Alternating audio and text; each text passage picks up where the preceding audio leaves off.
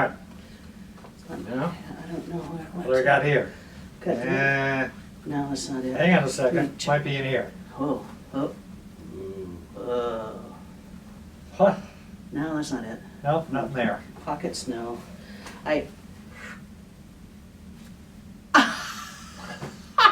There they are. There they are. How are you? Nice to see you. Been looking all over for you. Masters of disguise. Yes. Ooh. Can I introduce you? Indeed. This is Mr. Robin Eurich. Ta-da! Thank you very much. And this beautiful creature here is Miss Karen Bell. Hello. And we are with the Circus Arts Conservatory. Ta-da! And today we're here to talk about Elements. Of Clowning. Yes. You got all the big words that time. Yes, I did. Some of them were even 3 syllables. Oh. Now, here's the thing. When we teach clowns, we teach them individual bits and pieces of stuff that they can put together. Trips, falls, how to move your body, because clowns have to move their body, otherwise it's radio. Exactly. Huh. So clowns are physical comedians. Yes. So we tell our jokes using our bodies and our faces. Hold on. Instead of just like, hey, did you hear the one about? Oh, yes, I did. Oh, sorry. All right, so today we're going to be talking about takes, double takes, a little bit of comedic movement. Anything else you can think of? Oh, there's plenty, but in the time that we have, we'll give you a good idea of some of them. Yes, and as the weeks go on, we'll be teaching you more. So stay tuned next week for more. To be continued later after this. Yes.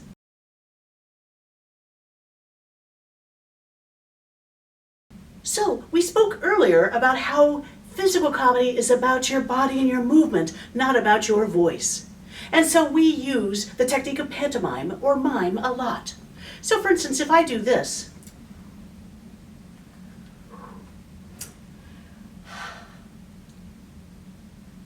you know I drank something and I liked it, like a nice glass of water. But if I do this instead,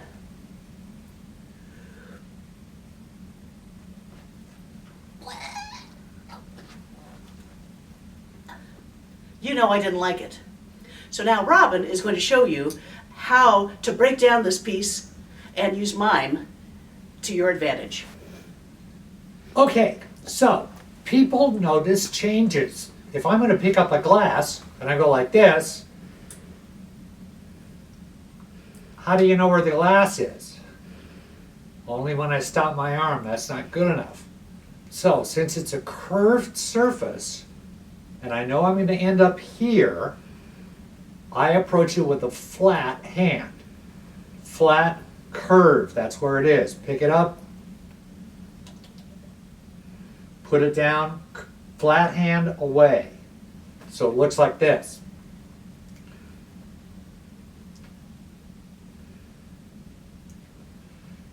Same is true of any curved surface. Doorknob, flat hand. Doorknob. Doorknob, flat hand away. Doorknob, flat hand away. Okay? Railing. Railing, railing, railing, railing. Okay? So flat, that's the biggest contrast is between this and this. So start where you're going to end up. You're going to end up here. Hands are small. So I try to make my hands as big as possible just before that. Same is true in reverse. If I want something to be flat, let's say there's a wall right there, okay, that's where the wall is. I want to approach that wall with a curved hand. Bam, and stop. Curve away. Curve and flat, curve away. And that doesn't matter if any flat surface. If it's a desk, flat, curve. Curved, flat. Curve away, curve away. Flat, flat. Curve away, curve away. Okay? It's a good general thing to know, and it helps the audience to see exactly where something is. If I try to establish a wall and I go like this, well, where's the wall? We don't know, because there's no change in my hands. Whereas, bam, bam, there it is. Bam, bam.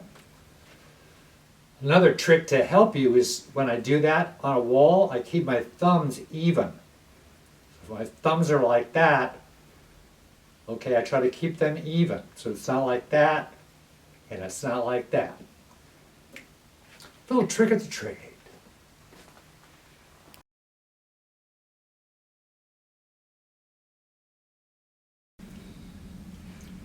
Yet another clown element. We try to teach our students these little elements so they can put them together when they're doing a clown act, a clown gag is what we call it.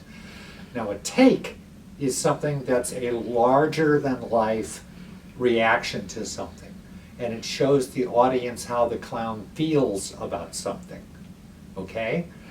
So if somebody comes up with a bunny rabbit, you might go, oh, it's a bigger than life reaction. Somebody comes up with that same bunny rabbit, you might go,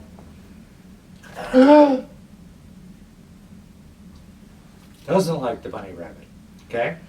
It could be a slow take.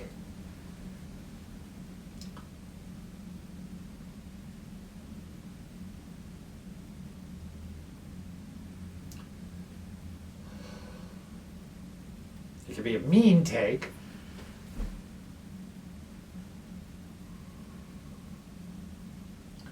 It could be a wobbly take.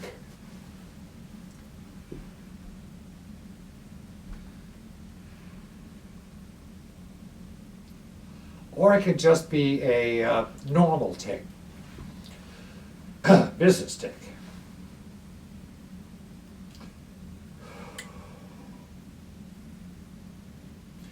Just one of the elements we try to teach people to round out their clown training so they can always say, oh, I know what this needs. Let's do this, let's do that, let's do this. That's how clowns work.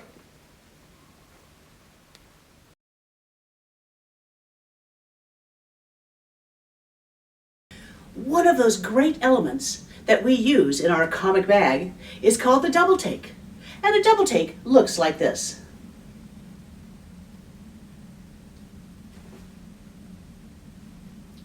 All right, so I looked at something 2 times, thus the double. So what we're doing is we're looking slowly to the side. We look back at the audience. We react with our face to the audience about what we saw over there. And then we look again very quickly, like that. So it's slow. Look back.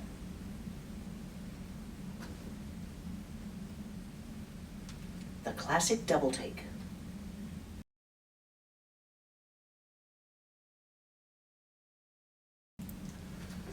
So, here we go. This is one of my favorite clown elements, and the audience's too, which is why it's one of my favorites.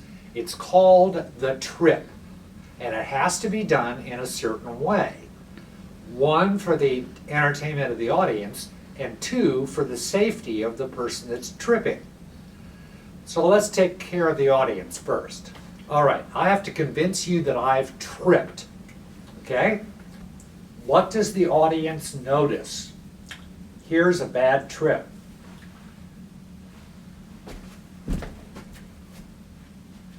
Bad in so many ways. It's bad because you haven't given the audience a chance to realize that you're walking. You can't trip until you've taken 2 steps. This looks better.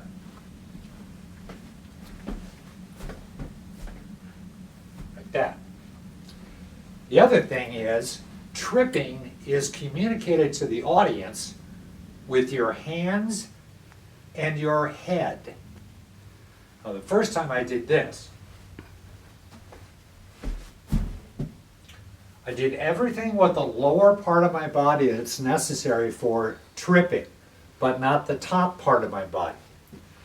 Doesn't look like a trip to you. But if I do this,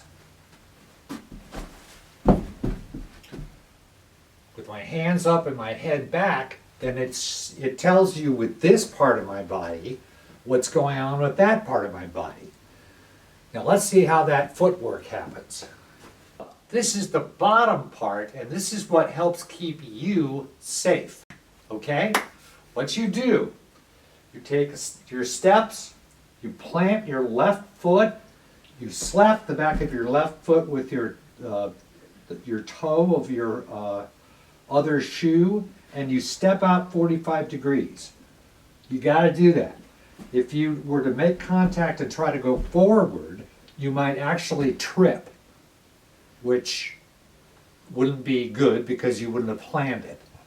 So, once again, you make contact and step out 45 degrees. Or from this view, step, slap, 45. Quick reminder, you want to hit the toe, this part. You want to hit that to your ankle. If you hit your ankle to your ankle, then you could really trip because it's too far this way.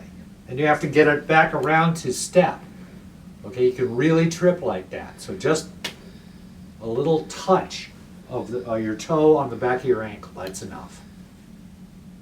So now that you've learned the trip, let's talk about the reaction to the trip. Because people as humans, and we've all tripped in public before, you know you have. All right. You try to cover it up. And so there's funny ways that you could do that. You can trip and perhaps, well, there was one I saw, this lady, she was like a lawyer or something, and she was in this power suit and she had heels on, and she was with a friend. And she tripped, and she made a big production out of it, making sure that everybody knew it wasn't her being ungraceful, it was what was on the floor.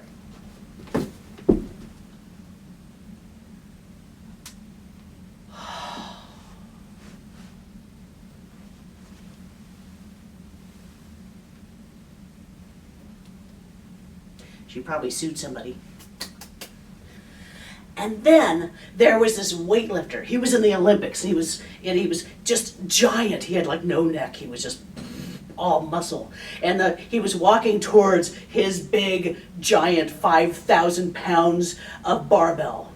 And as he was getting there, he tripped on the stairs. So he was walking up, boom, boom, boom, whoop. And my favorite, the skippy dance. Which was very funny looking at him because he was so giant. So those are just a couple ways. Think about something that you would do that you would if you tripped, or maybe you remember yourself tripping. And how did you react to that? I always do the goofy skippy dance myself. Yes, we do have fun, and that's because we're clowns. So if we can teach you something about the graceful and ancient art of clowning, it is our pleasure.